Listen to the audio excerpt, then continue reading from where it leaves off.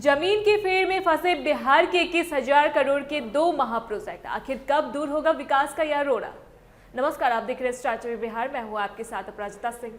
बिहार के विकास की रफ्तार पर एक बार फिर जमीन के अधिग्रहण का ग्रहण लगता दिख रहा है। आज हम बात कर रहे हैं उन 2 बड़े प्रोजेक्ट्स की जिन्हें बिहार के गेम चेंजर माना जा रहा था, लेकिन हकीकत यह है कि महज 9.5 किलोमीटर जमीन ना मिल पाने की वजह से 21,000 करोड़ रुपए की यह महत्वाकांक्षी योजनाएं अधर में लटकी हुई है। हम बात कर रहे हैं पटना रिंग रोड और आमस दरभंगा ग्रीनफील्ड कॉरिडोर की। ये दोनों प्रोजेक्ट्स बिहार की तस्वीर बदल सकते थे, लेकिन फिलहाल ये फाइलों और मुआवजे के विवाद में फंस कर रह गए। एजेंसी को काम शुरू करने का इंतजार करते हुए अब 1 साल से ज़्यादा का वक्त बीत चुका है, पर जमीन का पेच सुलझने का नाम नहीं ले रहा है। सबसे पहले बात करते हैं पटना रिंग रोड की, जिसकी कुल लागत करीब 16,000 करोड़ रुपए है। यह 150 किलोमीटर लंबा 6 लेन का प्रोजेक्ट है, जो पटना को जाम की समस्या से हमेशा के लिए मुक्ति दिला सकता है। इस रोड के बनने से पटना के चारों तरफ कनेक्टिविटी बेहतर हो जाएगी और सोनपुर से लेकर छपरा तक का सफर आसान हो जाएगा। लेकिन कन्होली से रामनगर के बीच का हिस्सा आज भी अधूरा है, क्योंकि रामनगर इलाके में जमीन का अधिग्रहण नहीं हो पाया। दूसरी तरफ आमस से दरभंगा कॉरिडोर, जो कि करीब 5,411 करोड़ का प्रोजेक्ट है, वह भी जमीन के अभाव में रुका हुआ है।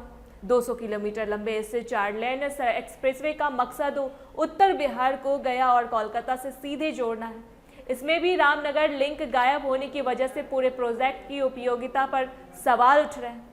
इस पूरी देरी के पीछे सबसे बड़ी वजह है मुआवजे की जंग। प्रशासन किसानों को खेती की जमीन के हिसाब से भुगतान कराना चाहता है, जबकि स्थानीय लोग इसे व्यावसायिक यानी कॉमर्शियल जमीन बताकर उसी दर पर मुआवजे की मांग कर रहे हैं। जमीन का यह विवाद इतना बढ़ चुका है कि अब प्रशासन और ग्रामीणों के बीच सुलह के रास्ते बंद नजर आ रहे हैं। जिला प्रशासन को कुल 227 करोड़ रुपए बांटने थे, लेकिन भारी विरोध और कानूनी अड़चनों की वजह से अब तक केवल 11 करोड़ रुपए ही वितरण हो सका है। यही वजह है कि एजेंसी काम शुरू करने के लिए तैयार बैठी है, लेकिन उसे अब तक वो जरूरी हिस्सा नहीं मिल पाया है जहां से ये दोनों प्रोजेक्ट्स गुजरते हैं। बिना जमीन की मिट्टी भराई और निर्माण का काम शुरू करना नामुमकिन है। अगर ये दोनों प्रोजेक्ट समय पर पूरे हो जाते हैं तो बिहार के लिए यह किसी वरदान से कम नहीं होता। लगभग 1350 वर्ग किलोमीटर का क्षेत्र दिल्ली एनसीआर की तर्ज पर विकसित होता है, जिससे पटना, वैशाली और छपरा के इलाकों को मिलाकर एक विशाल शहरी जोन बन जाता है। इससे न केवल व्यापार बढ़ता है, बल्कि लाखों युवाओं के लिए घर के पास ही रोजगार के नए अवसर पैदा होते हैं।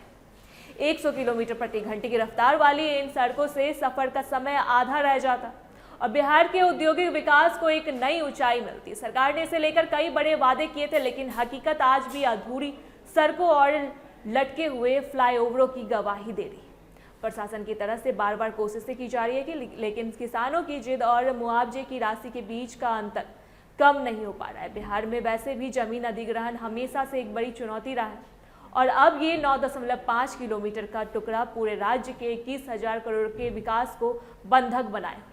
अगर समय रहते इसका समाधान नहीं निकला तो न केवल लागत बढ़ेगी, बल्कि बिहार को मिलने वाला निवेश भी हाथ से निकल सकता है। अब देखना यह है कि प्रशासन किस तरह से इस डेडलॉक को तोड़ता है। बिहार की तमाम बड़ी और बुनियादी खबरों के लिए जुड़े रहे हमारे साथ। देखते रहे स्टार टीवी बिहार।